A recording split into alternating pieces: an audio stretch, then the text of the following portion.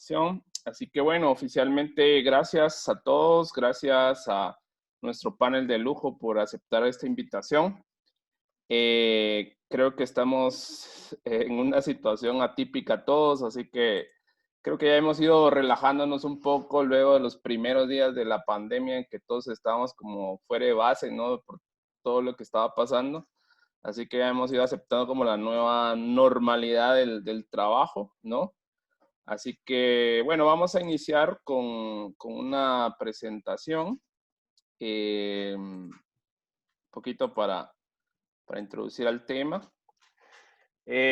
Nosotros somos la Red Centroamericana de Informática en Salud, somos una iniciativa formada en el año 2013 por un grupo de voluntarios centroamericanos. Actualmente ya no somos solo centroamericanos, somos una red latinoamericana, orgullosos de nuestras raíces latinoamericanas, y estamos trabajando en el fortalecimiento de las estrategias nacionales de salud digital a través de fortalecer la gobernanza, generar espacios de intercambio y buenas prácticas, y sobre todo siendo inclusivos con todos los actores, no tanto el sector público como privado, la academia, el sector de ONGs y por supuesto nuestros amigos de la cooperación internacional. Pues nuestra red, como decía, ya no es una red centroamericana. Este es el alcance que tenemos según los datos de Google Analytics. Pues estos son los datos del 2020. Ven que tenemos pues, visitas ahí de todos lados del planeta. Y pues eso nos hace sentir muy bien porque somos una red de voluntarios, no tenemos presupuesto fijo, así que todo lo que hacemos lo hacemos con mucho amor y pasión. Ya en contexto, bueno, de los objetivos, como mencionaba, tenemos 3 líneas estratégicas en nuestro plan estratégico que iniciamos el segundo plan estratégico el año pasado y seguimos en las 3 líneas que nos han movido siempre, que es fortalecer la gobernanza de e-salud, formar recursos humanos, sobre todo del mundo de las ciencias de la salud en salud digital. Y por supuesto lo que estamos haciendo el día de hoy y vamos a hacer hoy, que es intercambiar ideas, fortalecernos a partir de las vivencias y experiencias y sobre todo buenas prácticas que en otros lados están haciendo.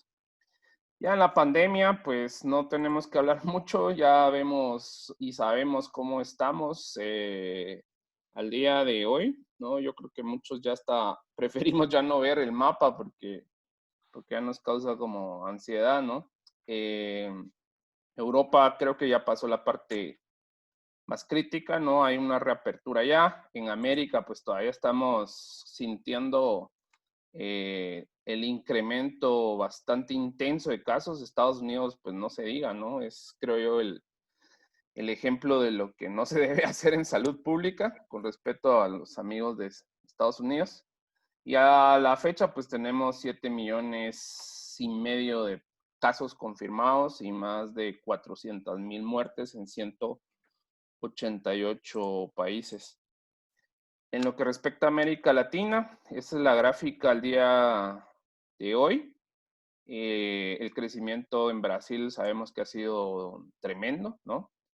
Y Centroamérica, a pesar de que comenzó con muy bajos casos y la aceleración había sido bastante baja y moderada, pues, bueno, salvo Panamá, hay que decir, Panamá siempre ha estado como de los países más golpeados desde el inicio, obviamente producto del alto tráfico aéreo y comercial que tiene con todo el mundo. Pues ya Panamá es el 9º país en América Latina en números de casos. Guatemala está en el número 11, Honduras en el 12 y El Salvador en el 14. Quiere decir que salvo Costa Rica, que para mí es una de las experiencias exitosas en el manejo de la pandemia junto con Uruguay, pues los demás estamos en un crecimiento muy intenso de casos, ¿no? Y con el debate siempre de la reapertura por el tema económico, ¿no? Que yo creo que ese ha sido como el pulso que ha estado echándose, ¿no? Entre la parte de salud pública y la parte económica. En materia del tema de hoy, tuvimos muchas quejas porque el webinar anterior hablamos con la gente de SAP, Cerner y todas las soluciones grandes, ¿no? Del mercado. Nos dijeron que nos hayamos vuelto muy comerciales, ¿verdad?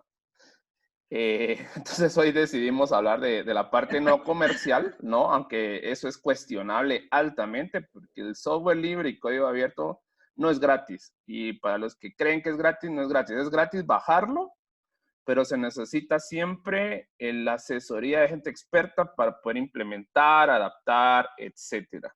De hecho, valga el comercial, pues publicamos el año pasado un documento con el BID, lo escribió Joaquín Blaya y su servidor sobre el uso de software libre para el tema de registros médicos electrónicos, ¿verdad? Porque no hay como una receta mágica de si tengo que usar software libre, si tengo que usar licencias o si hago mi propio desarrollo. Eso depende mucho de los contextos. Hay un poco los conceptos que yo sé que la mayoría ya saben, ¿no? Pero ha sido un poco el tema filosófico, ¿no? Todo comenzó llamándose software libre, luego pues siempre algunos pulsos internos y apareció de Open Source Foundation y luego comenzaron a aparecer los distintos licenciamientos que hoy tenemos también en el mundo del software libre.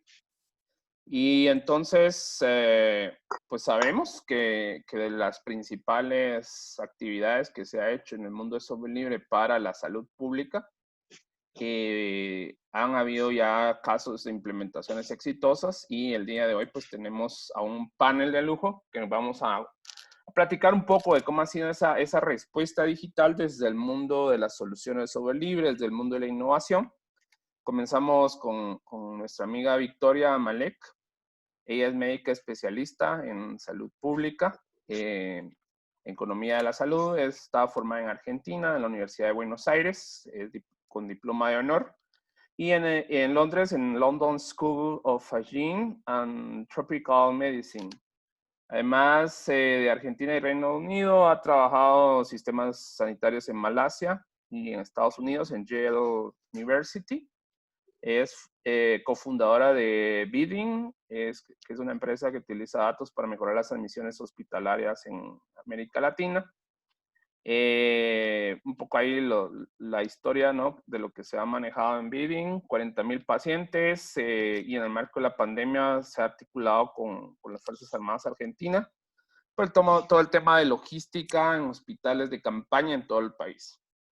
Adicionalmente, ella es consultora en salud digital para la OPS, para el Grupo Information System for Health. Es fellow de la Royal Society of Medicine en el Reino Unido y es miembro de ISPOR, que es The Professional Society for Health Economics and Outcomes Research, y de NHS, no me va a complicar, de England Clinical Entrepreneur y alumni del US Department of State. Nicolás, que ya vimos que entró por ahí. Hola, Nicolás. Desde 1995 trabajando en innovación tecnológica con organizaciones que van desde nuevas empresas hasta multinacionales y agencias de las Naciones Unidas en temas desafiantes de innovación y diseño de sistemas a través de procesos ágiles. Tiene experiencia aplicando diseño centrado en el ser humano y pensamiento en sistemas a problemas complejos de todo tipo de dominios, incluyendo aplicaciones científicas, humanitarias y desarrollo. Actualmente es director de ingeniería en Inster, una organización sin fines de lucro y que utiliza la tecnología como un driver para poder tener impacto en el ámbito social. Pues después de haber implementado proyectos en condiciones más duras, nos cuenta, incluía la implementación en Haití, 36 horas después del terremoto en el 2010, pues tiene una comprensión del diseño de software para escenarios de recursos limitados. Martín Loto Batista, biólogo de la Universidad Nacional de Córdoba, Argentina.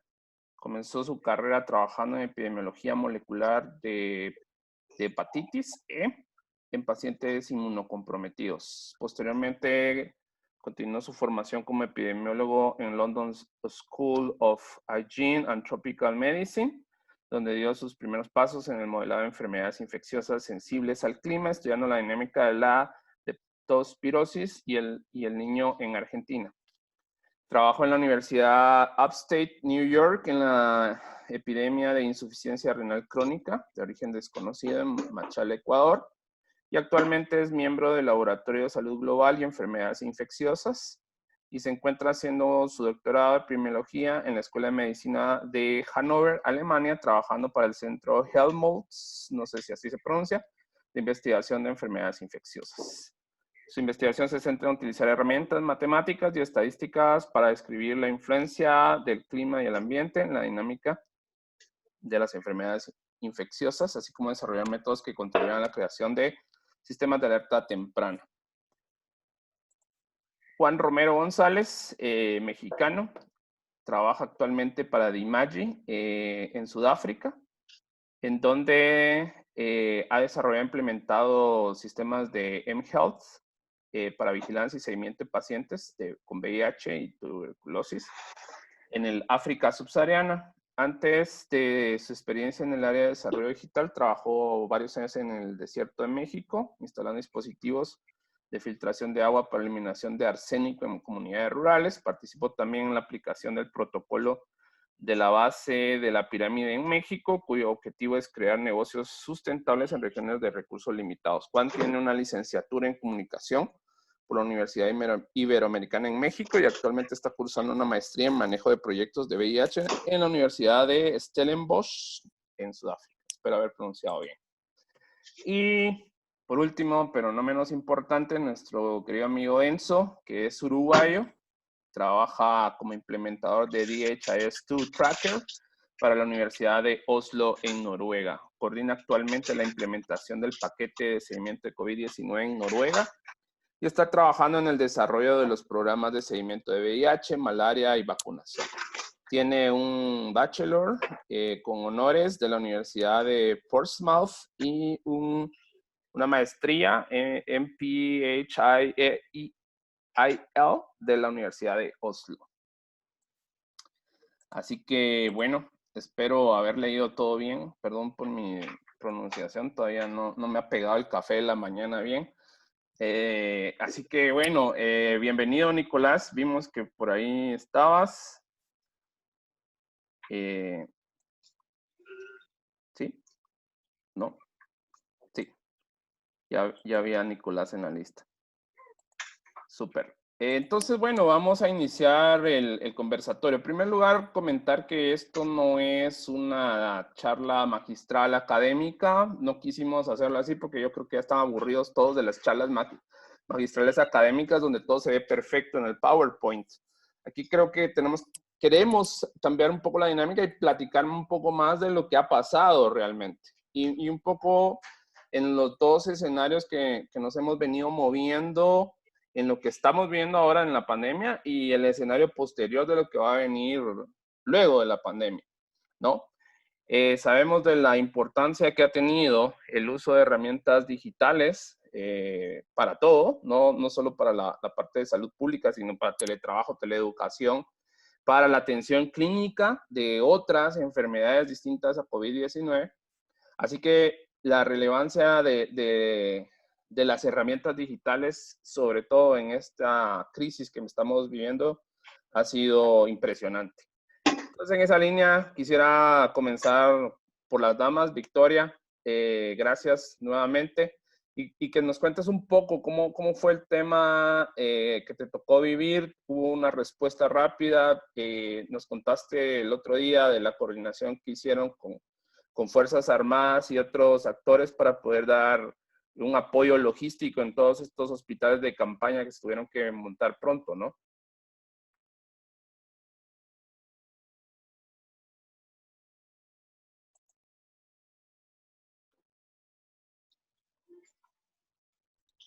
Hola, perdón, tuvimos un bajón acá.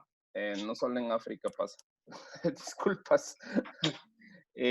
No sé si me alcanzaron a escuchar, pero bueno, queríamos comenzar con Victoria un poco para hablar de de la experiencia que ha tenido en la respuesta a la pandemia con tu experiencia, ¿no?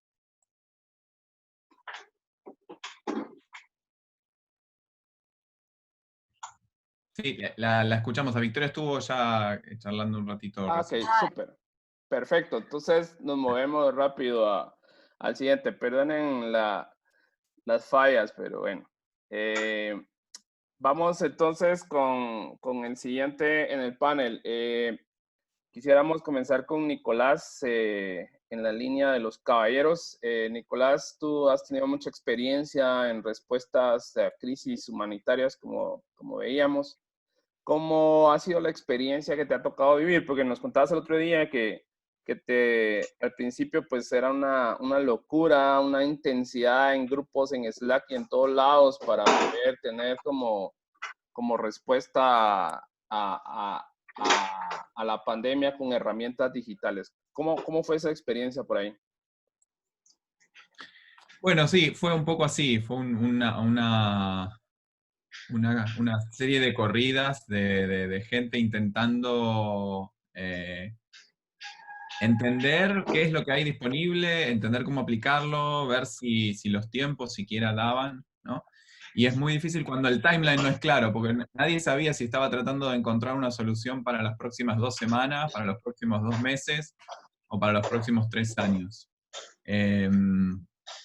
Y lo que vimos fue lo que vemos siempre. Nosotros trabajamos mucho también en desastres naturales, ¿no? Terremotos, tsunamis, huracanes, cosas un poquito distintas en cuanto a la naturaleza, pero los problemas que vimos fueron muy similares en cuanto a que lo que se termina usando es lo que ya está a mano. Es muy difícil en una situación así de urgencia, cuando tenés que salir andando, decir, bueno, y ahora vamos a comprar una autobomba nuevo, o le vamos a ir cambiando el motor mientras vamos con el autobomba al incendio. Eh, entonces, creo que si tuviera que hacer una reflexión, sería que el momento de tomar decisiones, de implementar, de probar, de entrenar, de practicar qué usar y decidir qué es lo que se va a usar, siempre es antes, nunca es durante. Y que quizás el apoyo que desde nuestro lugar podemos dar, desde nuestro lugar como comunidad, ¿no? Es invitar a participantes, que son los tomadores de decisiones, a experimentar estas cosas. Es decir, bueno, a ver, nosotros en una época organizamos algunos simulacros de desastre. Bueno, ¿cómo sería organizar un simulacro de pandemia con tecnología, ¿no? ¿Qué implicaría un ejercicio en donde uno reúne epidemiólogos, distintos departamentos de ministerios y les muestra cómo sería reaccionar y cómo sería coordinar la respuesta de una pandemia usando herramientas que ya están disponibles? Como por lo menos para que en el momento en que hacen falta, si hay suerte, ya están implementadas a mano y con frescura en la cabeza a la hora de usar. Pero por lo menos, si eso no es el caso, que ya haya un conocimiento y una mínima práctica del uso de esas cosas. Así que nada, sin ánimos de hablar un montón, ese sería por ahí mi key takeaway, ¿no? La lección que se me ocurre que puedo ya sacar desde nuestra perspectiva. Pero después encantado de elaborar en algunas otras áreas o contestar preguntas o bueno, conversar un poquito con el resto. Gracias, Nico. Yo creo que el tema fue bastante complejo para todos, insisto, porque también los gobiernos se vieron invadidos con soluciones por todos lados de gente ofreciendo cosas, ¿no? Quizás en otros contextos, pues eso es mucho más común, ¿no? En América Latina es un poco más complicado siempre. Siento que en otros lugares como en África, donde están muy acostumbrados a que llega gente a hacer cosas y bueno, se hacen y el que tiene la plata hace lo que quiere, es la realidad. Aquí en América Latina es un poco distinto. Pero tal vez dentro de todo este ecosistema que se ha generado a partir de la pandemia y todas las adecuaciones que se han hecho a las herramientas, quizás de las que más se han utilizado en el mundo de software libre en este momento es SORMAS. Martín está no directamente entiendo con el tema de SORMAS, pero sí es un usuario de SORMAS y conoce un poco más de cerca la experiencia, cómo ha sido. Tal vez, Martín, nos puedes contar un poquito. No he encontrado el botón para cortar el mutecido. No, sí, yo pertenezco al equipo de SORMAS. Trabajamos Perdón. en la implementación de SORMAS y en el desarrollo del sistema. Eh, es curioso porque la forma en la que le pegó a Nicolás, el trabajo de Nicolás, es distinta a la forma en la que nos pegó a nosotros. Por un lado, SORMAS se piensa como un sistema de open source, pero lo que busca de alguna manera es complementar a los sistemas de salud y poder acompañarlos a largo plazo. Entonces, no nos preocupamos tanto por el timeline de por cuánto tiempo quisiéramos usar SORMAS, sino más bien qué tan rápido lo podemos desplegar. Y ahí sí fue que nos golpeó porque ni bien se lanzó todo esto, yo todavía, como parte de mi doctorado, es 50% trabajando es una iniciativa de cambio climático y 50% con SORMAS. De repente todo pasó un costado y tuve que saltar a lo que iba a hacer de acá 1 año y medio, que es trabajar con SORMAS, y empezar a pensar rápido, bueno, ok, en particular ya teníamos instalado el sistema en Nigeria y en Ghana, y dijimos, bueno, ¿cómo podemos acoplar el módulo de coronavirus lo más rápido posible y que la gente empiece a colectar datos lo más rápido posible antes de que el virus llegue a Nigeria y Ghana?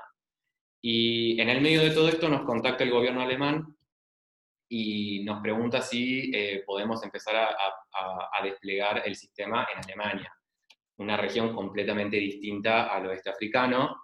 Entonces empezó la carrera para decir, bueno, ¿cómo adaptamos el sistema acá? Y se transformó en algo donde la gente no dormía prácticamente para poder empezar a adaptarlo. Y en el medio de todo esto empezaron a aparecer nuevas solicitudes, entonces se sumó Fiji, se sumó Francia y Suiza, que ahora ya estamos en las últimas etapas de manejar el contrato y ya estamos entrenando el personal. Entonces, al mismo tiempo, fue no solamente adaptar a sus sistemas de salud, sino también traducir el sistema, crear nuevos manuales, empezar a buscar gente que hable francés, por ejemplo, para entrenar a la gente de Francia. Y los países encima se siguen agregando, entonces el trabajo es como que no merma. Y lo que buscamos básicamente es lo que dije al principio, ¿no? Es tratar de instalar lo que es urgente, que es el contact tracing o el seguimiento de contactos, lo más rápido posible para que la gente los países puedan empezar a recolectar información, pero al mismo tiempo también para que lo puedan tener a largo plazo, para que después se puedan incrementar el número de enfermedades. No solamente nos quedemos con coronavirus, porque ni bien tengamos una vacuna, por más que no va a ocurrir de acá a un par de meses, pero cuando ya haya una solución más permanente, coronavirus va a dejar de ser la gran prioridad, y desde esta humilde opinión como epidemiólogo, creo que las enfermedades transmitidas por vectores van a tomar un pico muchísimo más importante, sobre todo gracias al cambio climático. Entonces, nuestra visión era más hacia futuro, más a largo plazo, 10, 20, 30, lo que haga falta en cantidad de años. Gracias, Martín. En este aspecto, bueno, disculpas que yo tenía la idea que no estabas en el equipo de SORMAS, pero bueno. No te hagas drama, no pasa nada. Qué bueno saberlo. Justo uno de nuestros colegas en una de las redes de salud digital, de la red de las islas del Pacífico, Lauro, estuvo precisamente evaluando muchas de las opciones y SORMAS precisamente apareció como una de las mejores y más sólidas. Pero del lado de América creo que también tenemos la experiencia de Dimagi. Dimagi creo que ha tenido un trabajo un poco más amplio. Por lo menos yo conozco de cerca la experiencia que ha tenido con Tula Salud en Guatemala, donde ya lleva muchos años trabajando en toda la parte de herramientas de mHealth para la comunidad. Yo sé, Juan, que tú has estado del otro lado del charco, ¿no? Pero tal vez nos puedes contar cómo ha sido la experiencia en Dimagi desde que inició la pandemia y tener que adecuar herramientas y obviamente hacer implementaciones muy rápidas. Sí, gracias. Digo, te soy sincero, la experiencia que hemos tenido es un poco, bueno, yo estoy en Sudáfrica, pero he estado trabajando en los últimos meses en un proyecto en Colombia. Entonces, para nosotros sí fue, digamos, un poco un cambio de lo que los los socios con los que trabajamos estaban pidiendo, ¿no? Pasamos de queremos recolectar datos para monitoría de nuestros programas a de pronto necesitamos teléfonos para saber cómo poder seguir entregando el servicio a los pacientes o digamos, a los clientes que estamos atendiendo, pero de una manera remota. Entonces, bueno, ha habido muchas discusiones de el uso de mensajería instantánea, el uso de WhatsApp, digamos, algunos de los retos que hemos visto es que, bueno, sí existen esas herramientas, pero también hay muchas cosas que no se saben, como si se usa WhatsApp. ¿Será que todo el mundo tiene smartphones para utilizarlo? Si se usa SMS, hay un asunto como de confidencialidad y de privacidad. Entonces, en realidad, la discusión con muchos de nuestros socios se ha centrado en ya sea cómo encontramos el rastreo de contactos, que es como, digamos, la entrega del servicio directamente con pacientes de VIH, con pacientes de tuberculosis, que pueden tener síntomas de COVID, pero también la parte de cómo seguimos atendiendo a la demás gente sin estar en contacto directo en el campo como lo hacíamos antes. Eso por un lado. Por otro, también, digamos, hemos visto que las diferentes organizaciones como nosotros que hacemos tecnología de mHealth, también hemos visto que ha funcionado hacer alianzas estratégicas con tal vez otras organizaciones que antes no teníamos, ya sea para dar digamos, otras opciones en respecto a lo que les podemos ofrecer para resolver los asuntos de COVID a los clientes, como por ejemplo, nosotros no usábamos WhatsApp antes como una herramienta, ahora la estamos utilizando, pero también con la integración, como la interoperabilidad con otros sistemas. Estamos viendo que, digamos que hay 1 millón de herramientas, como ustedes mencionaban, que los gobiernos están como analizando. Sin embargo, también ya hay otras que ya existen en el país y que tal vez tienen que hablar con esa nueva que se va a utilizar para el rastreo de contactos, ¿no? O en el caso de África es muy común, digamos, el compañero que está aquí de DHIS2, es muy común que exista ya DHIS2 en los países. Entonces es cómo podemos hacer esa interoperabilidad en un tiempo récord y también en una situación en la que no todo el mundo tiene la capacidad de recursos humanos para saber cómo funcionan esas herramientas. Entonces, eso es un poco, digamos, las cosas, como digamos, los retos con los que nos hemos enfrentado. Gracias. Bueno, aquí sentamos a la Pepsi y Coca-Cola en África, ¿no? Ustedes son como la competencia en África de herramientas open source. Y bueno, Enzo está trabajando en Noruega y eso es interesante porque al igual que Martín en Alemania, generalmente estas herramientas han sido como más pensadas precisamente para escenarios con bajos recursos, pero resulta que también se adecuan perfectamente a escenarios en sociedades mucho más avanzadas. ¿Cómo has visto tú, Enzo, la experiencia en Noruega? Ha sido muy, muy interesante el ver esto, ¿verdad? Para darles un poco de contexto, nosotros hemos estado desarrollando paquetes que se adaptan a las necesidades de la OMS, ¿verdad? Para distintos tipos de cosas, por ejemplo, VIH, malaria, y tenemos uno que es para vigilancia de casos, Case-Based Surveillance, que era más o menos en general para tipo measles, polio, todo ese tipo de enfermedades, ¿verdad? Y cuando empezó lo del COVID, de repente nuestros compañeros de Sri Lanka nos dicen, sí, vemos que esto está saliendo ahora, hemos adaptado este paquete para cuando entre la gente en los aeropuertos, ¿verdad? Para nosotros, muy bien, qué rápido, ya está. Y de repente empezó a subir y empezó a crecer y dijimos, esto tenemos que hacer algo. Y lo que hicimos fue que adaptamos ese programa que hicieron nuestros compañeros de Sri Lanka y hicimos 3 programas distintos. Uno para el seguimiento de casos, otro para el puerto de entrada y otro para contact tracing, para el trazamiento de los contactos, ¿verdad?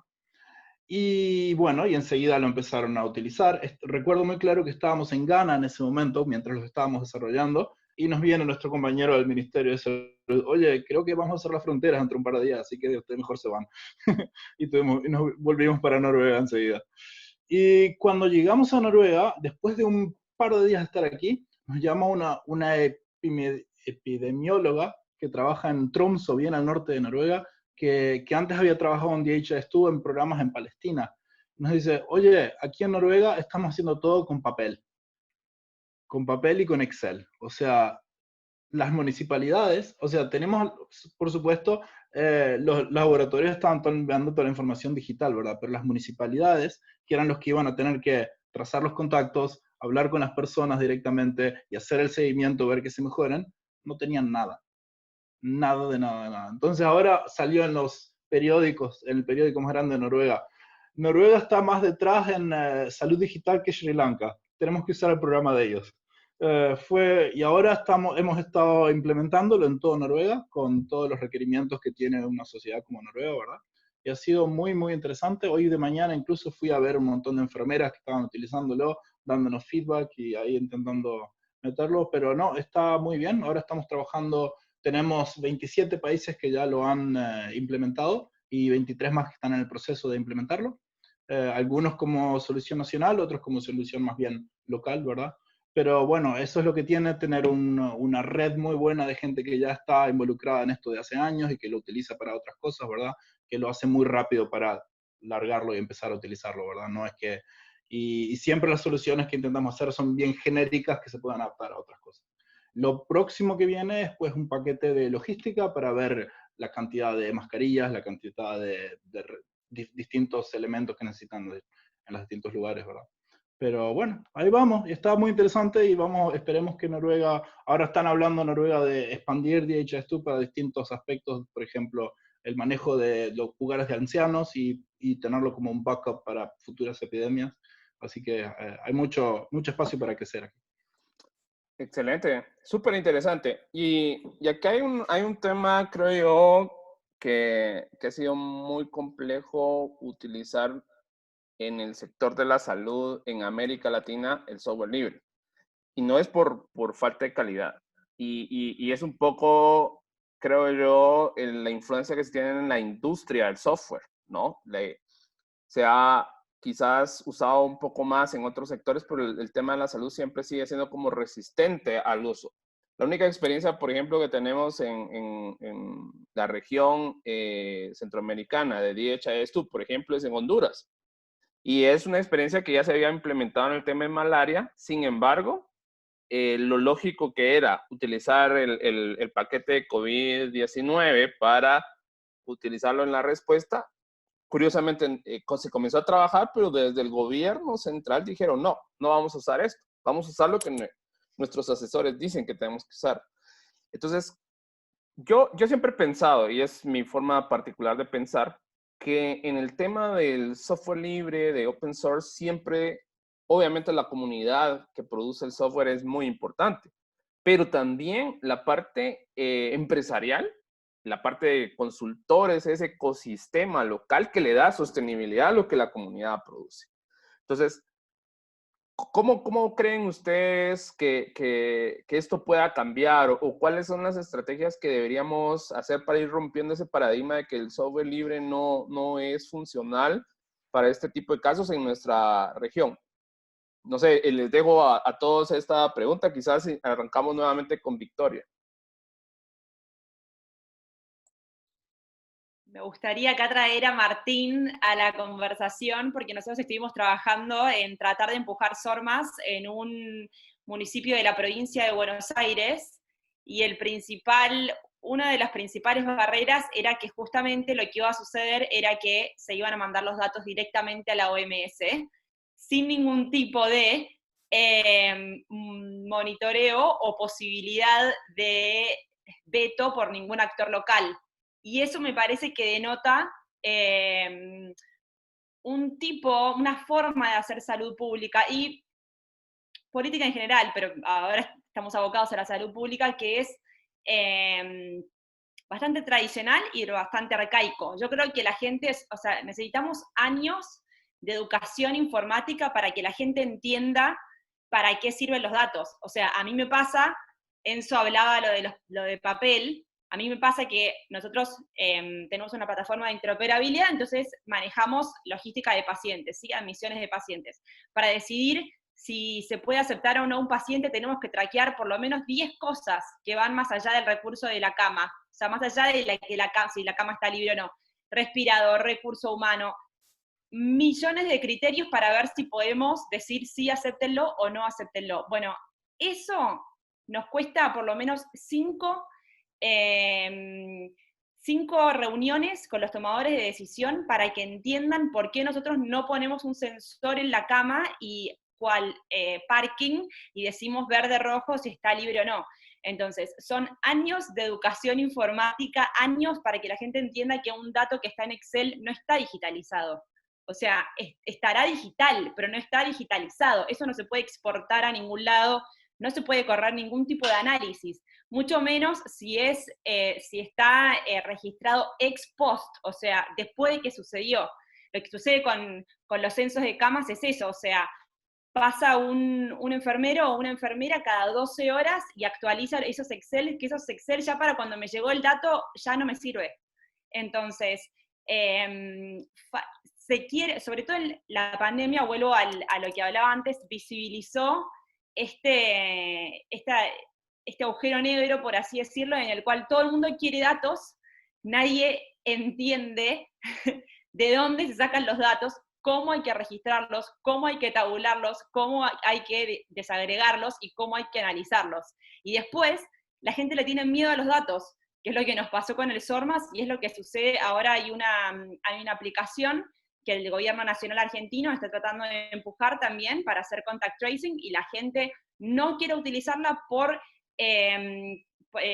tienen miedo a no sé, información fiscal que sea hecha pública. Entonces es como, a menos que podamos hacer contact tracing, no se van a poder relajar las medidas draconianas de distanciamiento físico. Entonces es como un círculo vicioso de huevo la gallina. Todo el mundo quiere datos, nadie quiere dar sus datos, y nadie entiende qué tipo de datos necesitan, cómo tienen que ser analizados y reportados. Entonces, nada, para no cerrar de forma tan negra, me parece que es una oportunidad gigante, pero creo que vamos a estar listos quizás en la próxima epidemia. No sé qué opinas, Martín. Martín fue mi compañero de facultad, muy amigo. Y en lo que Martín responde, yo tuve, obviamente, bastante intercambio con gente en toda América Latina, y de Argentina mucho, porque Buenos Aires es un tema y el resto del país es otro. O sea, y a mí me ha sorprendido tremendamente teniendo el Hospital Italiano de Buenos Aires, centro colaborador de la OMS y todo lo que quiera, pero las provincias al sur de la nación es otro mundo, es papel y lápiz. ¿Cómo lo ves tú, Martín? Bueno, antes que nada puede que nos tiremos algunos comentarios entre Vic y yo, porque bueno, como ella decía, estudiamos juntos en Londres y bueno, nada, entonces pensamos igual en muchas cosas. Para empezar, el gran problema que tuvimos, creo yo, ¿no?, con Argentina es precisamente ese, es el no entender cómo funciona la recolección de datos. No, los datos colectados por SORMAS o con el sistema SORMAS, si el país paga el servidor, son del país, porque el país es el dueño de los datos. Pero bueno, nada, ese es un tema que nos encontramos bastante frecuentemente, ¿no? ¿Quién tiene la autoría de los datos? Y creo que hay una confusión también en cómo se toman esos datos, ¿no? Ya te contesto el comentario que me hiciste antes de empezar a hablar. Entonces, como dice Vic, estoy de acuerdo con ella con que nos falta educación, y nos falta también volver a confiar en las instituciones. Creo que esto también ya vuelve a ser un tema más político. No, cada país tendrá obviamente su situación. En Argentina lo que sí nos viene pasando es una seguidilla de muchos años de desconfianza en las instituciones, entonces cuesta mucho que la rueda gubernamental ande. Es un desafío. Por otro lado, Argentina, de todas maneras, no quisiera estigmatizar países de Sudamérica como si fueran los únicos que colectan datos en papel. Alemania No, está yo no te quiero parecido, entrar en Noruega ya Centroamérica está todavía, porque Centroamérica, sí, si Sudamérica está así, ya se imagina Centroamérica.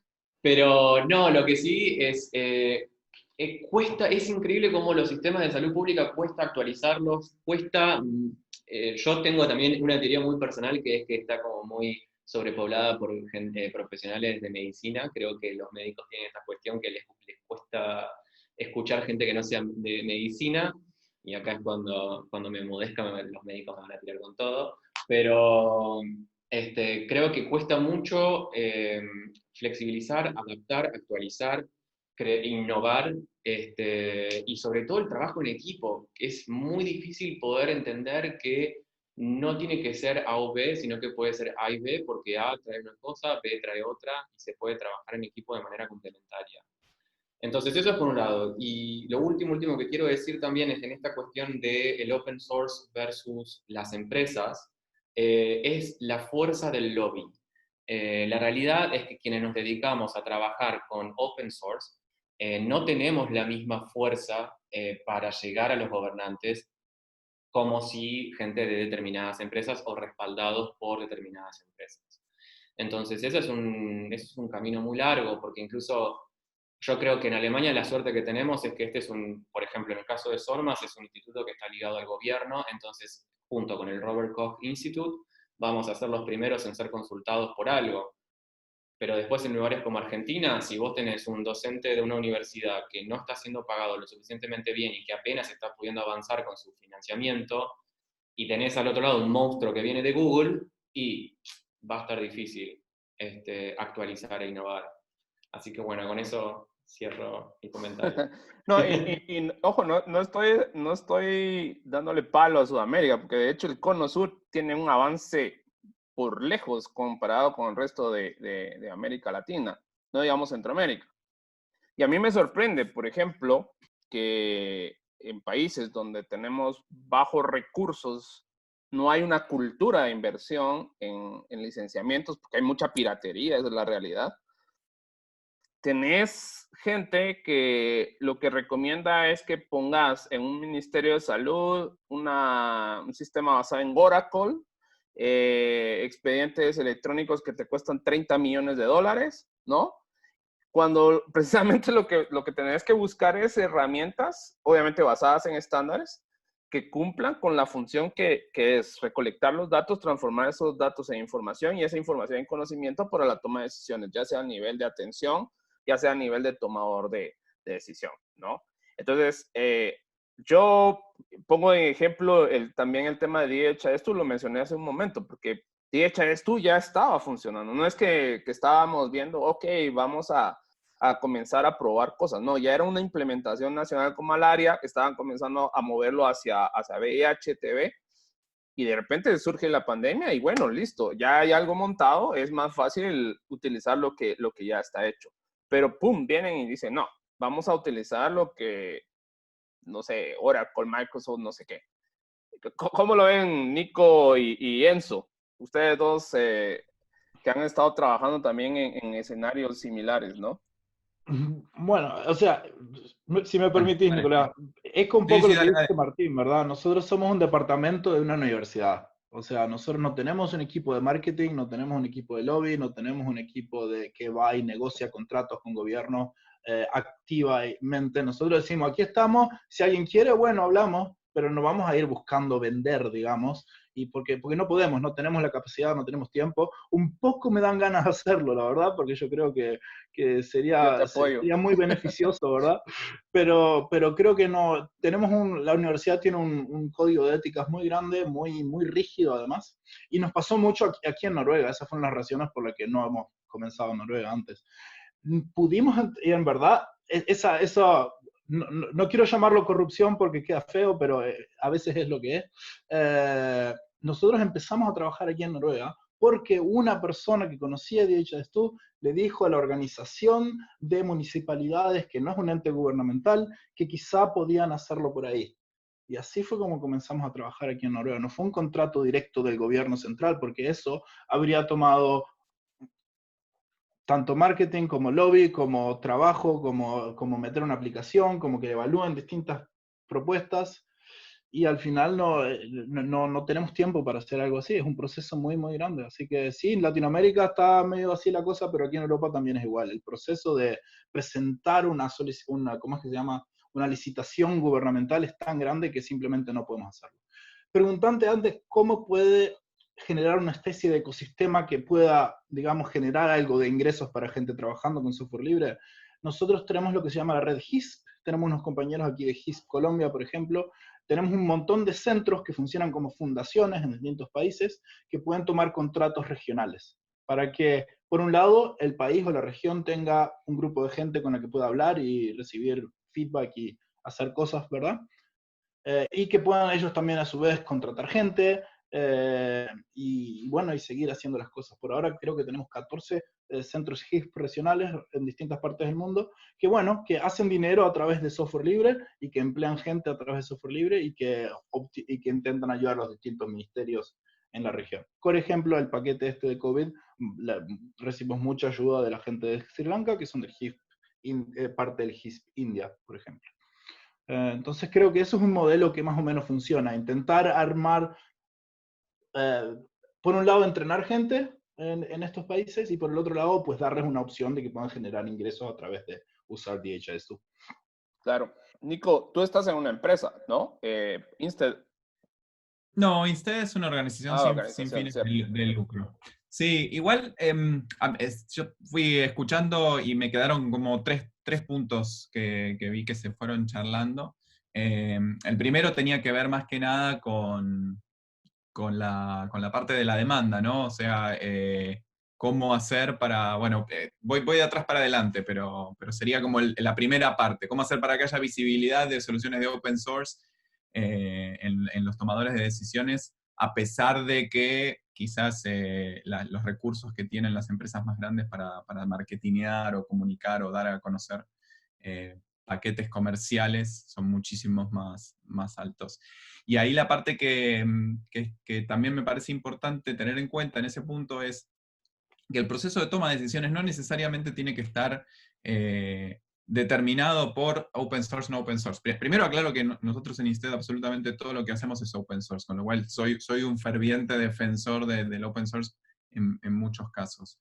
Pero me parece que es una cualidad más a la hora de elegir algo. Si un ministerio tiene que determinar qué herramienta usar, no me parece que el hecho de que sea open source sea el eje de entrada para la toma de decisión. Ahí es uno más de las cualidades que tienen que analizar, y es inevitable que pese la trayectoria, la usabilidad, la facilidad de implementación, la interoperabilidad que tenga, ¿no?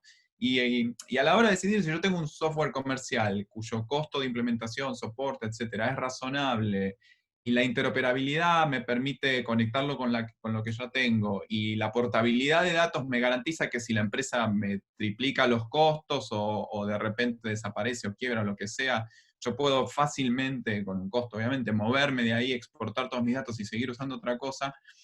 Quizás eso le termina ganando en un montón de situaciones al open source. Yo creo que hay que también hacer una autocrítica del lado de los desarrolladores de open source y decir, bueno, no siempre terminamos pudiendo ofrecer las mejores herramientas por justamente un tema de presupuesto, un tema de la forma en la que se desarrollan, la usabilidad no tiende a ser la mejor, esto de también intentar satisfacer a un montón de escenarios distintos, termina en este rejunte de cosas, ¿no? Es muy difícil competir con software comercial. Por eso me parece importante que el análisis sea contextual, ¿no? El que está tomando la decisión va a decidir en función de un montón de cosas. La facilidad de poder cambiar de proveedor, de poder expandir el código, de no quedar atado a un proveedor comercial es fantástica, y es uno más de un montón de puntos. Hay que ver cómo terminan ganando los otros puntos del otro lado. La segunda cosa que me gustaría aclarar, que me parece importante, es tendemos a pensar que las únicas dos maneras son open source, sin fines de lucro, comercial, for profit, ¿no? Y hay un montón de cruces entre eso. No necesariamente una universidad o una organización sin fines de lucro está obligada a que todo lo que hace sea open source. Podría perfectamente encontrar la forma de licenciar el software de otra forma. Y si eso le genera una mayor sustentabilidad a la hora de poder brindar servicios y de poder evolucionar el software, me parece perfecto. No veo nada de malo en que el código no sea abierto si de alguna forma eso le genera una facilidad a la hora de competir. De la misma manera que hay un montón de empresas comerciales que deciden brindar su software de manera open source y encuentran la forma de monetizar eso. Entonces esa dicotomía me parece que hay que tener cuidado. Y el tercer punto, con la carga de datos y el uso de datos, Victoria y Martín, está en todos lados, no es solamente en salud pública. A nadie le gusta completar formularios, a nadie le gusta cargar datos, y nosotros lo que tratamos de hacer es creo que el 80% de los proyectos que nos llegan, para aclarar un poquito, nosotros no tenemos un producto o algo que ofrecemos o tratamos de colocar, sino que hacemos más bien desarrollo a medida, se diría. Tenemos una batería de herramientas que sido desarrolladas durante estos 10, 15 años que venimos trabajando, pero en general terminamos usándolas para armar algo más a medida.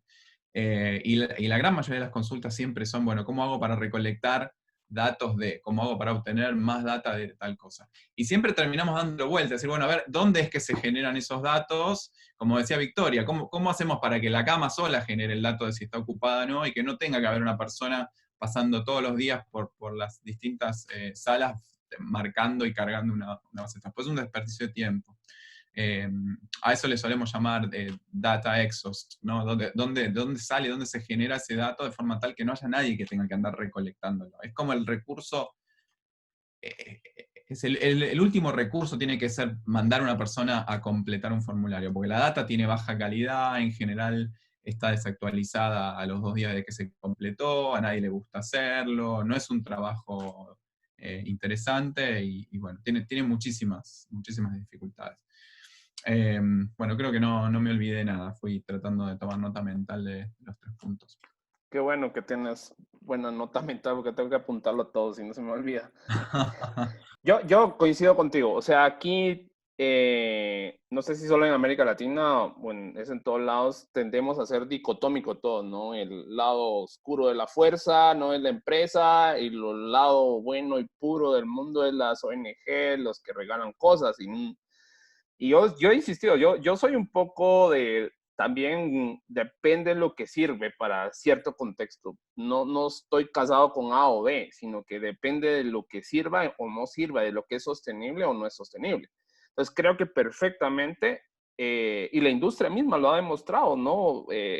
Perfectamente pueden utilizarse herramientas de software libre, open source, con herramientas con software propietario. Al final, para eso creo yo que los estándares son importantes, ¿no? Para poder garantizar el intercambio de datos, para poder explotar estos datos y transformarlos en información. El modelo de Dimagi, yo creo que es un ejemplo de una empresa, porque, bueno, yo conozco a Dimagi hace mucho tiempo y tiene todo un aparato empresarial con gente que está haciendo análisis de mercado, gente que hace lobby, ¿no? Que hablamos hace un momento de lobby. Entonces yo creo que es un modelo interesante el que Dimagi ha ido adoptando. Juan, ¿cómo lo ves tú? Sí, gracias. De hecho, me llama mucho la atención los comentarios. Bueno, primero decir que, como tú dices, nosotros somos una empresa. Sin embargo, como decían los compañeros, nuestra plataforma son open source también. Entonces, en realidad, digamos, el sistema monetario no se basa en la plataforma, pero me parece como un poco más importante en esta parte, digamos, de la respuesta del COVID, y que era lo que yo quería comentar, es que me llama la atención que dices que en Centroamérica, en Sudamérica, a lo mejor se ha pensado más por sistemas que no sean open source. Sin embargo, en África me parece que la situación es un poco distinta. Me parece que los gobiernos aquí realmente lo que buscan es el open source. Esto me parece que es más por un sistema de sustentabilidad a largo plazo. Me parece que muchos de los gobiernos, por lo menos en esta zona, tienen miedo de tener un sistema que no sea flexible en el futuro y que al final el financiamiento se acaba, entonces se acabó el pago a la empresa que tenía el sistema y entonces existe un problema, ¿no? Eso por un lado. En cuestión de la pandemia, eso también resulta un problema porque ahorita hay muchísimos fondos y financiamiento para COVID, pero ¿qué va a pasar en un año? A lo mejor sigue existiendo el COVID, pero a lo mejor no van a existir los mismos fondos. Entonces me parece que hay como una opinión diferente de lo que es el open source, pero también hay un problema que no sé si existe en Latinoamérica, pero que me parece importante resaltar, que es cómo el manejo de los datos, digamos, el hosting de los datos, que eso es una cosa que nosotros hemos encontrado como un gran desafío, en que normalmente es información confidencial de pacientes, ya sea de COVID, VIH, tuberculosis o lo que sea, y los datos no siempre pueden estar en el país en el que se recoge, ¿no? Sin embargo, tenemos, digamos, la pandemia, que tenemos que resolver el problema mañana y a lo mejor no tenemos un servidor que pueda mantener esos datos dentro del país, o a lo mejor no se tiene la infraestructura en ese momento para poder, digamos, tener los datos recolectados en el país. Entonces supone también un asunto como de ética, de tal vez los datos van a tener que estar en Estados Unidos, pero al mismo tiempo, ¿cómo manejamos esta parte de tenemos un software libre que necesita un hosting que no siempre puede estar en el país, pero al mismo tiempo tenemos la confidencialidad de los datos de los pacientes? Entonces me parece que eso es una cosa importante que lo veíamos antes del COVID, no es exclusivo de la pandemia. Sin embargo, me parece que ahora es mucho más importante la infraestructura también, puesto que se tiene que encontrar una solución rápida a cómo poder manejar los datos que se generan en esos softwares, sea libre o no sea libre. Sí, y ahí creo yo que tiene un punto más que ver la legislación y la debilidad de la legislación. Porque justo uno de los conversatorios que tuvimos antes fue sobre el tema de ética, seguridad y privacidad. Y aquí podemos hablar tanto del mundo de software libre como de no software libre, como el software propietario. Y tiene que ver un poco con esos vacíos que existen en la legislación. A veces la gente cree que, ok, tengo un servidor ahí, mis datos están seguros, y resulta que no. Yo no sé si existe en América Latina, por ejemplo, un país que tenga una legislación o una ley similar a la ley HIPAA, por ejemplo, ¿verdad? Uh-huh. No sé si existe, yo no lo conozco. Sí han ido haciendo intentos de regular esta parte, pero no se ha logrado. Uno de los temas que ha sido un boom durante la pandemia ha sido el tema de la receta electrónica. En Argentina aprobaron ya la ley, pero en otros países eso se comercializa, libremente.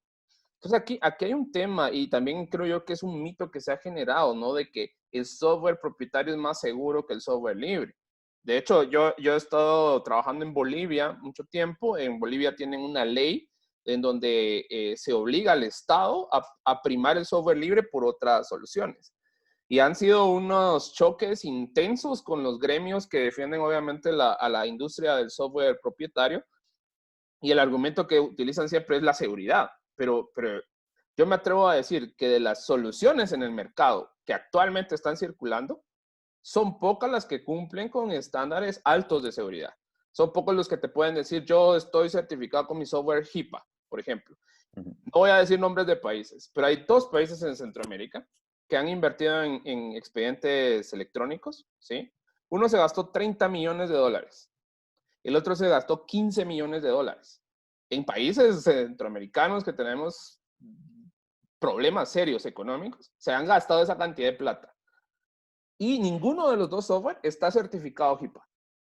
Todo el mundo te dice que cumple con el estándar HL7, pero eso es altamente cuestionable cuando querés comenzar a interoperar realmente. Entonces, yo creo que aquí hay un tema mucho más allá y que sigue siendo alrededor del mito, ¿no? De que esto es seguro y esto no es seguro, pero esto también creo yo que obedece a vacíos legales, ¿no? Victoria. Me quería hacer un comentario muy corto. Estoy absolutamente de acuerdo, eso tiene que ver más con un tema cultural. Nosotros lo nuestro no es un software libre, es un software licenciado, pero nosotros tenemos una parte, como es de interoperabilidad, la clave está en la red, o sea, cuanto más gente lo use, más valor va a tener la plataforma. Entonces, hay una parte que es gratis. Y ahí la gente le da mucha desconfianza porque es gratis. Con la famosa frase de a caballo regalado, no viene nada que ver. ¿Sí? A caballo regalado no se le ve el colmillo. Bueno, claro, bueno, no, les da mucha desconfianza, sobre todo porque creen que vamos a manipular los datos, vamos a vender los datos a no sé quién. Nos empiezan a preguntar dónde están los datos y están hosteados en Amazon Web Service, y nosotros les explicamos, o sea, si Amazon, que cumple con todos los estándares de seguridad, estamos registrados en la IGJ Argentina como base de datos médica, si se cae el servidor de Amazon va a haber una catástrofe mundial que va a ser peor que ustedes no puedan acceder a Bedin, pero la gente no, o sea, el interlocutor en general, el tomador de decisión, en nuestro caso el tomador de decisión es diferente al usuario. El usuario es un operador de call center, el tomador de decisión es un director médico de un hospital o de una obra social, les da mucha inseguridad el tema de un modelo freemium. Y no hay forma de poder explicárselo, si nosotros siempre le hacemos la comparación de lo que ustedes usan de forma diaria, o sea, Gmail, WhatsApp, Facebook, Instagram, cualquier cosa que ustedes utilicen de forma diaria, ¿por cuáles de todas esas cosas pagan? No, bueno, pero es diferente. Entonces, nada, quería hacer ese comentario porque tenemos ese mismo problema, les da desconfianza, y nosotros somos una empresa licenciada, pero es una empresa tipo B, en el sentido de que nosotros le cobramos a los actores del sector privado de la salud argentina, y eso nos permite integrarnos con, no sé, por ejemplo, ahora las Fuerzas Armadas, ¿no? Y los hospitales de campaña, o los municipios de algunas provincias más pobres del norte de Argentina, etc. Pero igualmente tenemos los mismos problemas que los que desarrollan código libre. No nos creen que podemos, que no vamos a vender sus datos cual Mark Zuckerberg. Por el simple hecho de que sea gratis. Esa es una de las ventajas que tiene el código libre. Si uno puede contratar una auditoría independiente y decir, bueno, a ver, mírenme, revísenme el código y garantícenme que lo que yo estoy deployando se puede firmar, incluso hay mecanismos súper conocidos y seguros para garantizar eso, que los datos están donde me dicen que están, que no están mandando ninguna información de telemetría en ningún lado. Esa, por ejemplo, es una gran ventaja del software libre, que no hay forma de replicar con software comercial, ¿no? De hecho, es muy común que las empresas comerciales tengan esta filtración de noticias en donde se descubre que Apple o Google, cada vez que estás haciendo algo, en realidad están mandando información a un servidor remoto donde capturan cosas. El último escándalo que hubo con eso fue con todos estos asistentes como Siri y esas cosas, ¿no? No, y hemos tenido temas de elecciones, o sea, todo lo que ya sabemos que sale en las noticias. Y yo creo que la mejor prueba también de que en países donde hay una legislación, como el caso Noruega o el caso Alemania, pueden perfectamente funcionar estas soluciones y cumplir con el tema de la ley. ¿Cómo lo ves, Enzo, Martín? Totalmente, o sea, nosotros cuando empezamos aquí, lo primero que tuvimos que hacer fue una auditoría general del programa, que sí, como dice Nicolás, es una ventaja que sea de open source, porque les decimos, mira, aquí lo tienes, busca a ver si encuentras algo. Tuvimos que, no sé si conocen la legislativa europea GDPR, que digamos que es una cosa gigantesca que nadie la entiende porque es tan grande y tantos requerimientos. Entonces, aquí el problema que teníamos es que como tenía que hacerse por cada municipalidad, tuvimos que primero ver si las municipalidades podían tener un servidor central que compartía datos entre ellas o no, ¿verdad? Entonces lo que hemos hecho es que lo hemos basado a través de los permisos que distintos usuarios tienen. Tuvimos que luchar un poquito incluso para tener un servidor central en Noruega, si no, cada ciudad tenía que tener su propio servidor en su city hall, con todos los datos, ¿verdad? Pero no, lo logramos tener un servidor central.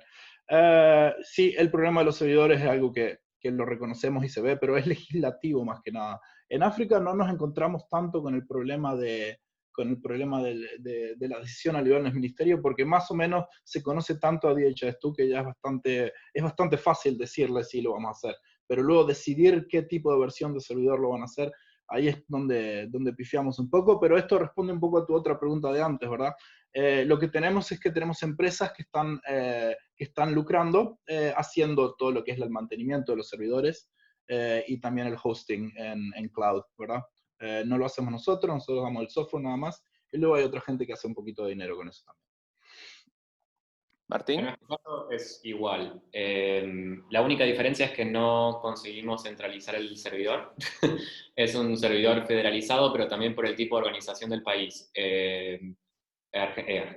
Alemania es un estado federado, entonces es un conjunto de estados federados, entonces no pueden tener, casi nada está centralizado acá.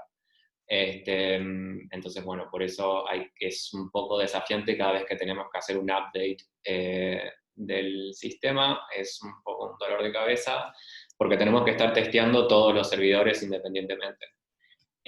Más allá de eso, con lo que dijiste al principio, sí, nosotros, o sea, el SORMAS está diseñado de acuerdo a la ley alemana, que por lo menos por lo que me han contado, porque yo soy un cero a la izquierda con legislaciones, es bastante dura, al punto tal que, por ejemplo, yo no debería estar usando Zoom para estar con nuestra conexión, por eso estoy usando mi computadora personal.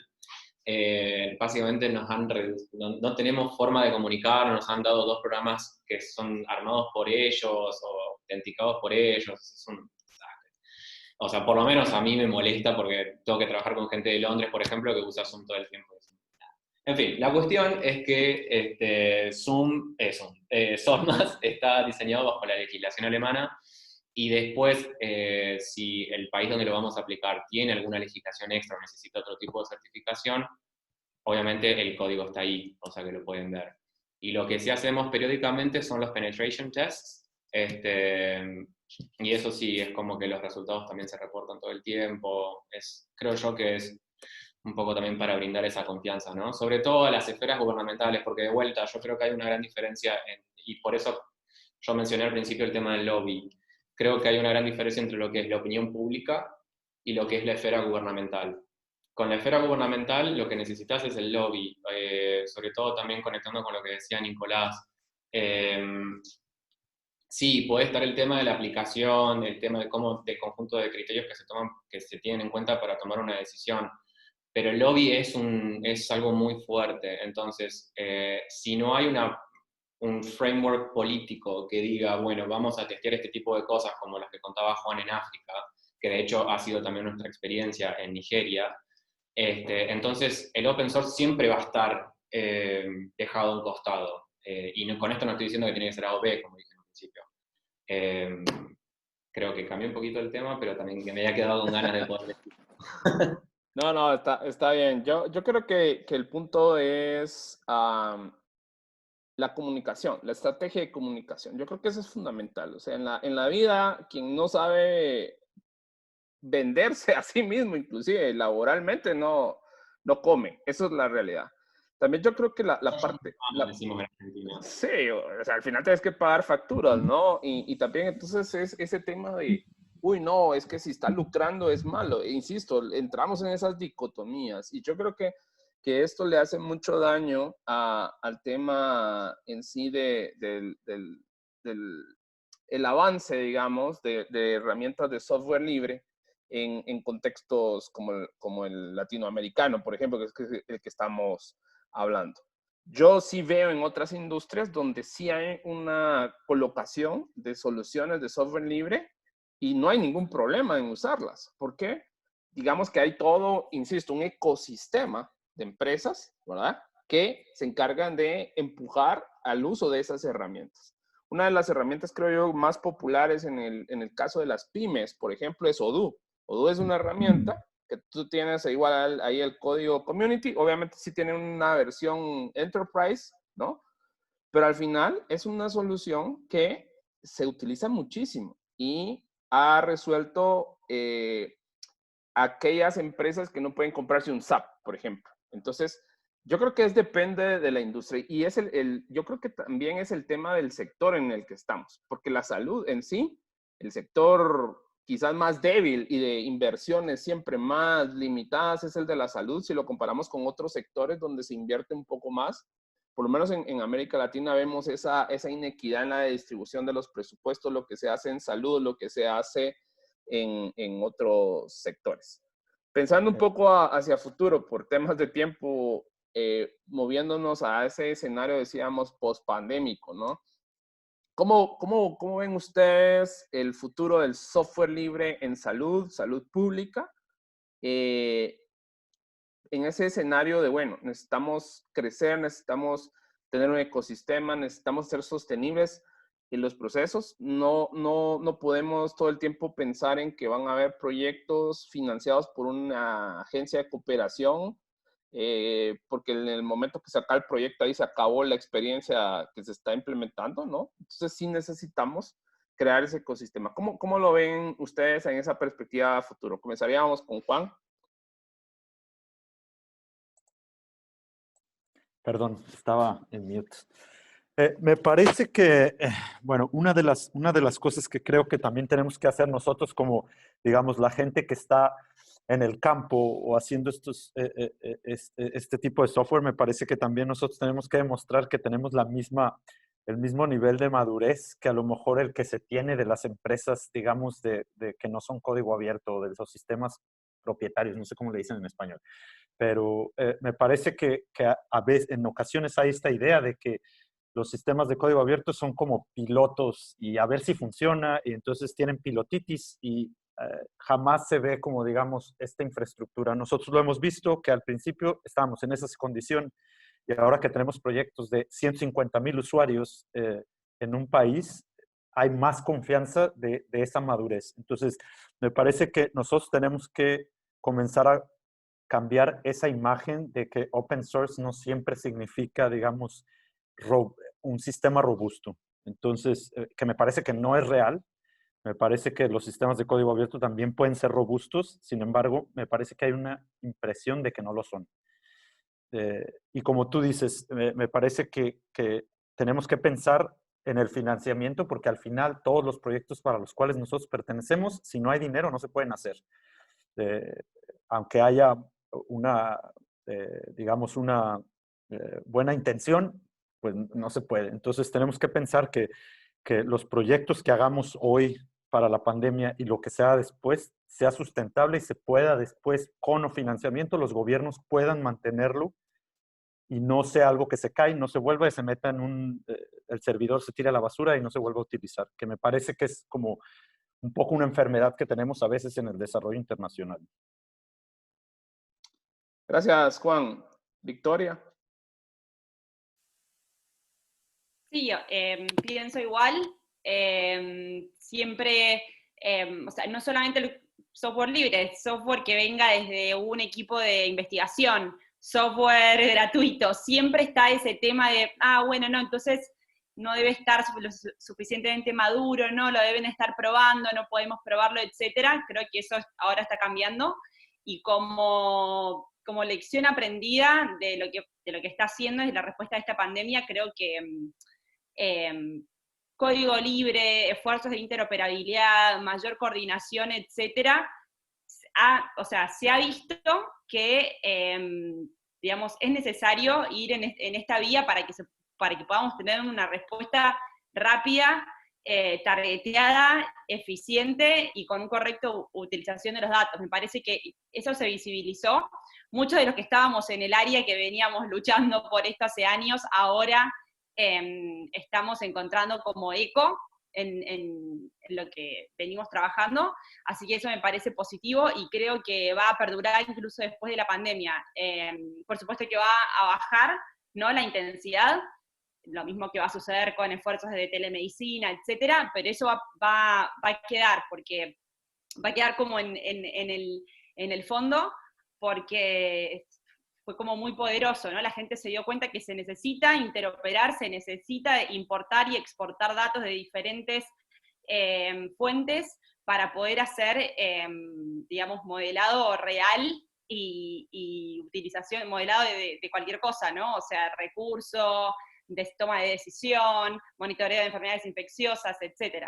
Así que si hay algo que me llevo es eso, todo el mundo sabe lo que es el número R, todo el mundo habla de modelos y ahora se están dando cuenta que para esos modelos se necesitan datos. Así que eso me llevo como positivo de cómo se está abordando la temática ahora en la respuesta a esta pandemia. Claro, los datos es la gasolina de los sistemas. Enzo.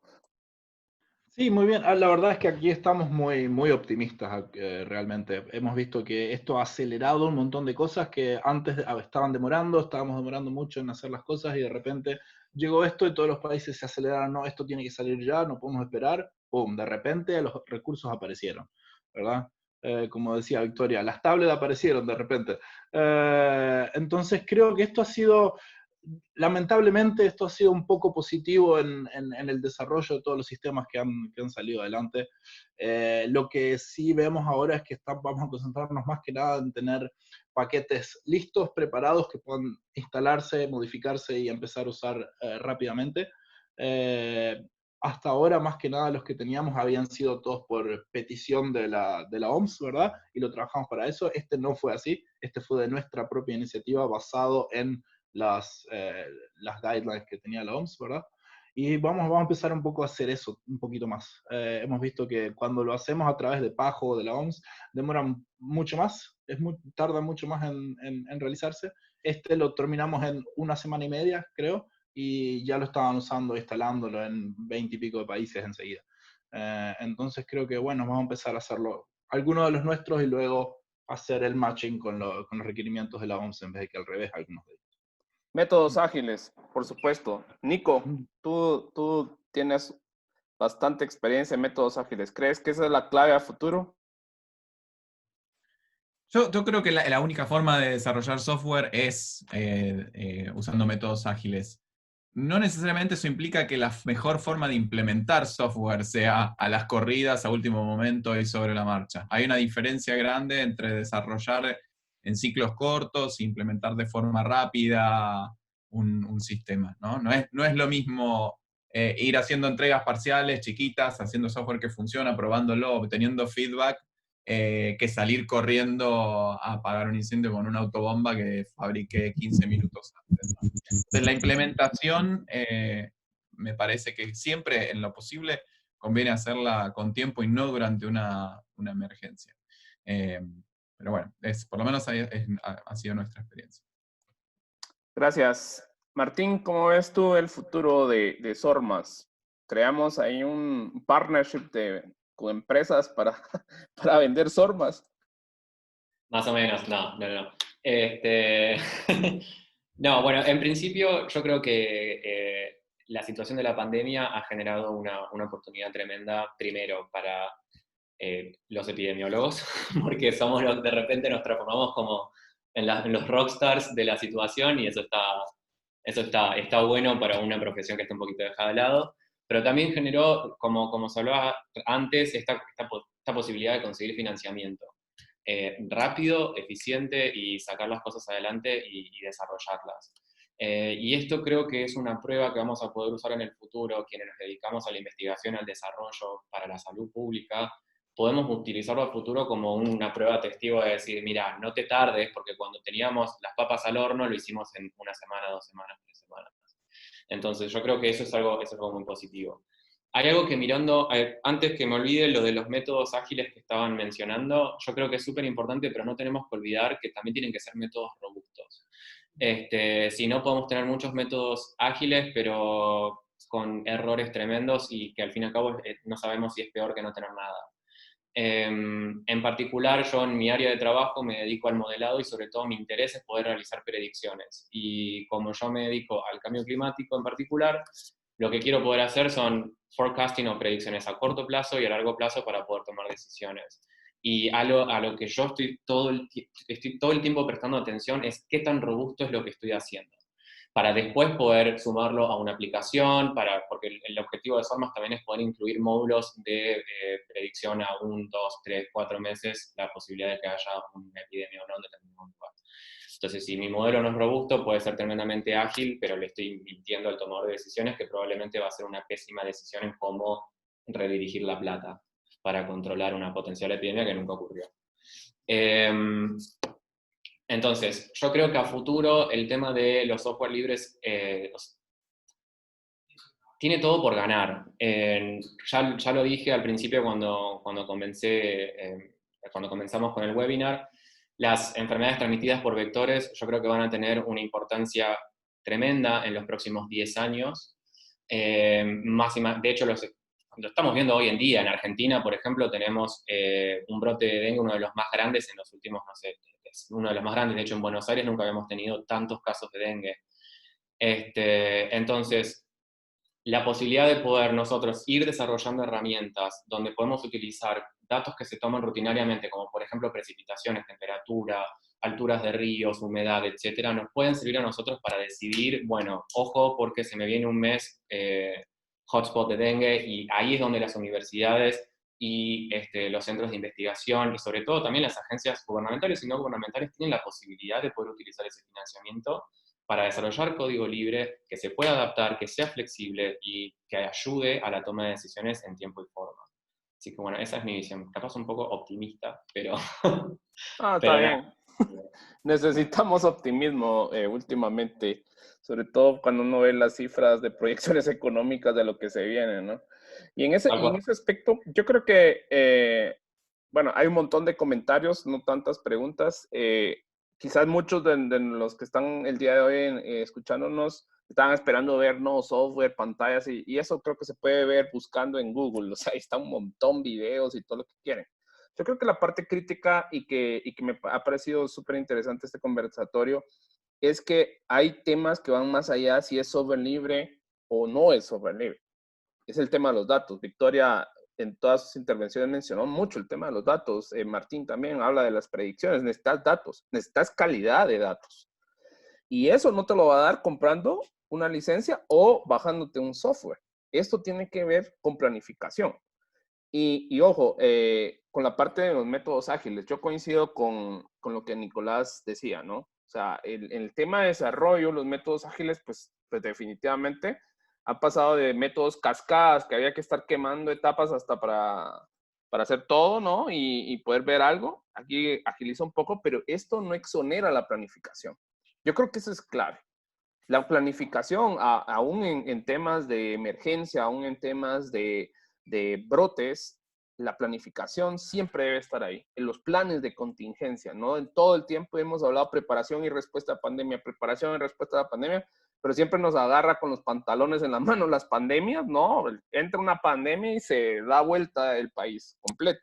Entonces yo creo que esas son las principales lecciones que tenemos que tener. La necesidad de legislación es fundamental para garantizar la ética en el uso de los datos, la seguridad de dónde se resguarden los datos, ya sea que la legislación permita hacerlo local, fuera del país o como sea, debe garantizarse que los datos están seguros. Y para eso existen estándares, para eso existen metodologías que permiten auditar, hacer pruebas todo el tiempo para garantizar que se tiene esa seguridad de los datos. Y la privacidad, que aquí es ese consentimiento que la gente da para poder usar sus datos. Hoy en día nosotros no tenemos eso. En muchos países, no importa si es solución comercial o no comercial, de todas formas se tienen esos vacíos que cualquiera viene, pone un app ahí, comienza a recolectar datos y comienza a usar los datos tal cual le place y los vende, ¿no? Entonces, como hemos hablado mucho durante mucho tiempo, la revolución industrial, la cuarta revolución industrial, el petróleo es el dato. Entonces, yo creo que por ahí va las discusiones que hay que tener y obviamente tratar de hacer selecciones basadas en evidencia. Analizar el contexto que se tiene, qué me conviene, porque no es que sea una receta única, ¿no? O sea, porque acá podríamos decir, no, Sormas es mejor que DHIS2 tú, y Enzo se va a enojar con nosotros. O vamos a decir que no, que tenemos que optar por modelos software as a service por encima de los modelos que están offline, ¿no? Y eso realmente no es lo trascendente. Es el tema de cómo garantizamos que las herramientas que necesitamos para resolver una situación puedan ser implementadas de forma sostenible. Y acá, obviamente, es un llamado para quienes trabajan en el sector público. El sector público necesita ser eficiente, necesita gestionar de mejor forma los recursos. Y eso no lo da un software. Esto tiene que ver con los cambios en las formas de hacer las cosas. Les rogaría entonces un minuto a cada uno para poder cerrar nuestro webinar, sus conclusiones y sus recomendaciones para la posteridad y que bueno, en un año veamos este video y digamos, bueno, dije esto y se cumplió o estaba más perdido que el hijo de la Llorona, decimos aquí en Guatemala. Enzo, ¿cómo tus conclusiones en un minuto? En un minuto. Bueno, creo que es importante decir que sí, esa idea de lo barato sale caro y lo gratis da un poco de miedo, está ahí, y la tenemos que luchar un poquito nosotros aquí en DHIS2, pero la verdad es que, bueno, que si uno puede ver a través, pasar esta barrera, creo que uno puede encontrar mucho bueno ahí. Creo que sí, hay que prepararse ya para la próxima pandemia que va a venir, ¿verdad? Hay que usar esto como el argumento que tenemos, esta es la munición que tenemos para decir, bueno, mira, te vino esto y tenías a todas tus enfermeras con cosas de papeles así intentando llamar a ver con quién habían estado la semana pasada, ¿verdad?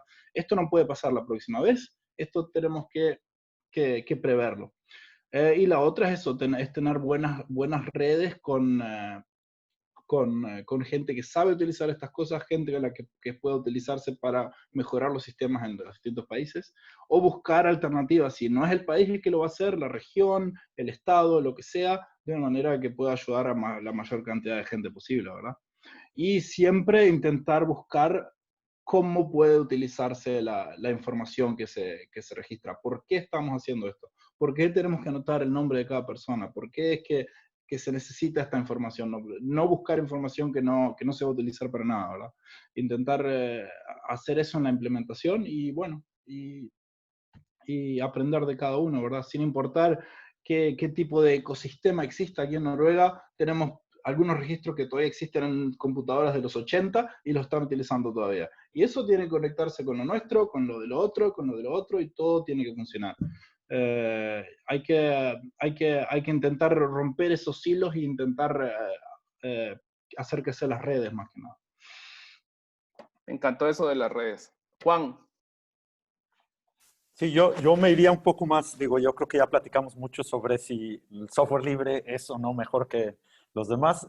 Yo me iría un poco más con esta parte que ustedes comentaban de los datos, ¿no? Al final de cuentas, todos los sistemas que tenemos nosotros y que estamos utilizando son para que la gente tome mejores decisiones. Entonces, me parece que yo me iría un poco con esa parte de cómo están las plataformas que nosotros estamos desarrollando, cómo están ayudando a la gente que a lo mejor en este momento lo está haciendo en papel, leer la información de una mejor manera y al final tomar las decisiones para entregar un mejor servicio, que me parece que en cuestiones de la pandemia eso es ahorita, digamos, que lo más importante. Y bueno, obviamente también en algunos meses, cómo es que vamos a poder, cómo es que la gente o las plataformas que nosotros tenemos van a poder ser flexibles para adaptarse también a los otros proyectos que existen, digamos, a las otras áreas programáticas de salud, que no es solamente el COVID, porque siento que ahora todo es COVID y se nos olvidó que también hay malaria, dengue.